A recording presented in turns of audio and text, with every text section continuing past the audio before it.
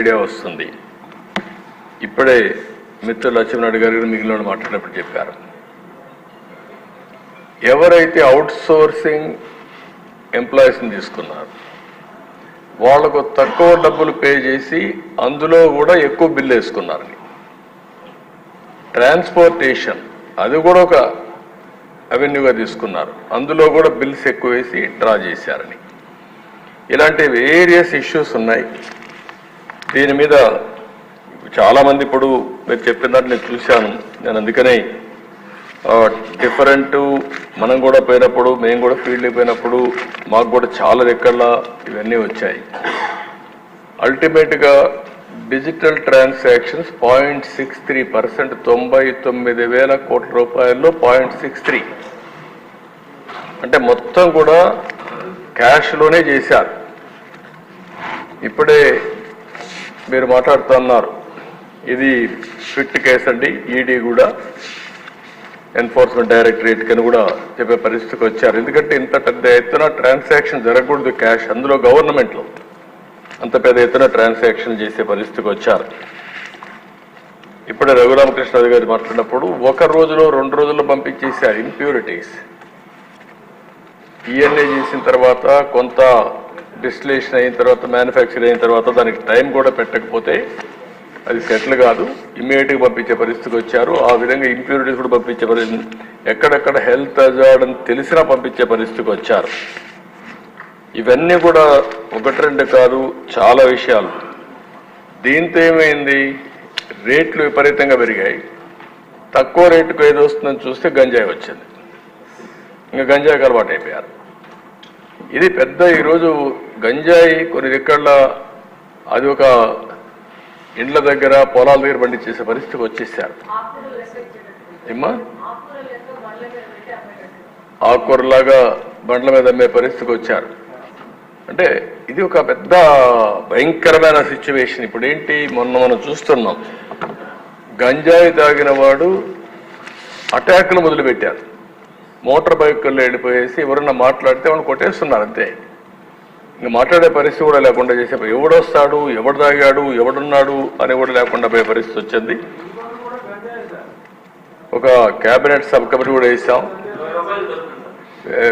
మన వెనుకొండలో జరిగింది కూడా అదే జరిగిందని మన మిత్రులందరూ చెప్పే పరిస్థితి వచ్చారు. 1-2 కాదు అధ్యక్ష.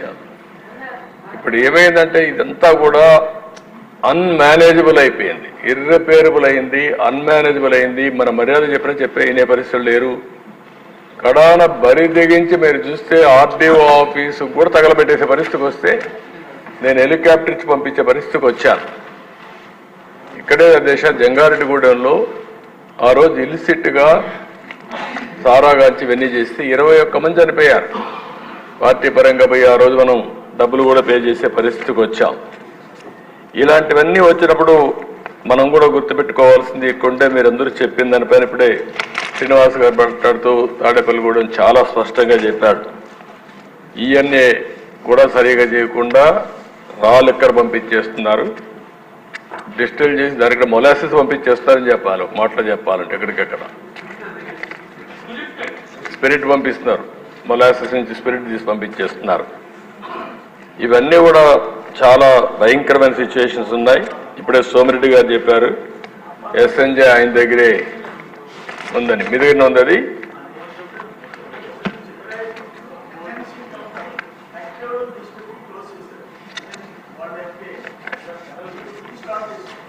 మళ్ళీ ఆయన వచ్చి స్టార్ట్ చేశాడు, మంచి బేరం.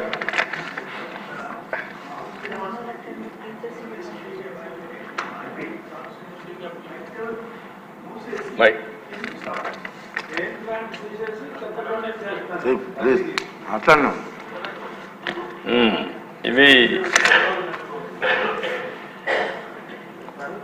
అధ్యక్ష మేము హౌస్ కామీ ఇస్తున్నాం. ఇప్పుడు డిప్యూటీ సీఎం గారు చెప్పినట్టు, ఇక్కడ సభ్యులందరూ చెప్పినట్టు ఇంకా తరో ఎంక్వైరీ చేసి రెఫర్ చేయడమా లేకపోతే రెఫర్ చేయడమా?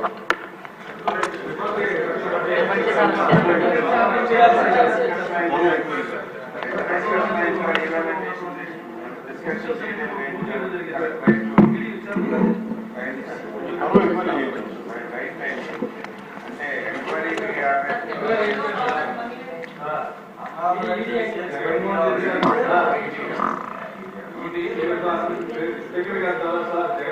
గారు చేసిన అన్నింటిలోనూ ఇంతకన్నా ఫిట్ కేసు హైయెస్ట్ ప్రయారిటీ వరకు ఇస్తారు. ఎందుకంటే కొన్ని లక్షల మంది ఎఫెక్ట్ అయ్యారు. సొంత బ్రాండ్స్ చందాలైన బ్రాండ్స్ మెచ్యూర్ అవ్వకుండా స్పిరిట్ సప్లై చేస్తే పబ్లిక్ నుంచి వాళ్ళు సమాధానం కూడా చెప్పుకోలేదు sir. This the fit case doing anything. Enforcement directorate sir అంటే cash transactions enforcement directorate, black money cash transaction, అదే సిబిసిఐడి చేసి ఈడీ రావాలి, లేకపోతే సిబిఐకి ఇచ్చి ఈడీ రావాలి.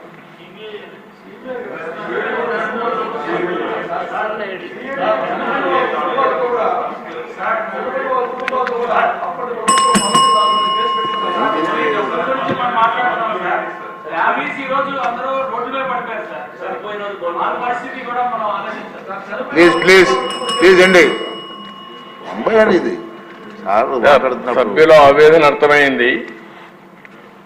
దీన్ని తరువుగా ఎంక్వైరీ చేయడం కోసం సిబిసిఐడికి ఇచ్చి అదే మరి ఈడీకి కూడా రెఫర్ చేయడం ఒక మార్గం, రెండో మార్గం వచ్చి సిబిఐకి ఇచ్చి ఈడీకి రెఫర్ చేయడం రెండో మార్గం.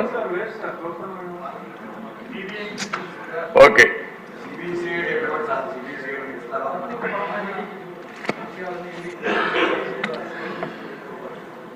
ఓకే. దెన్ ఇవన్నీ చూసిన తర్వాత నాకు అనిపించడం ఏంటంటే ఈ తరువు ఎంక్వైరీ జరగాల్సిన అవసరం ఉంది. ఎందుకంటే ఎంత జరిగింది ఫ్రాడ్ అనేది కూడా మనం ఇంకొంచెం తరువుగా పోతే తప్ప ఇది సాధ్యం కాదు. ఈఎన్ఏ దగ్గర నుంచి, ఆల్కహాల్ సప్లైస్ అయిన దగ్గర నుంచి, డిస్టిలరీ దగ్గర నుంచి ఎంత వచ్చింది, ఎంత ఆఫ్లో పోయింది, ఇవన్నీ కూడా తరువుగా చేయాల్సిన అవసరం ఉంది. అందుకనే 5 సంవత్సరాలు లక్షల కోట్ల రూపాయలు నగదు అమ్మకాలు జరిగాయంటే అది కూడా సొంత డిస్టిలరీస్ పెట్టుకొని చేశారంటే ఇది చాలా భయంకరమైన పెద్ద స్కామ్ ఇది.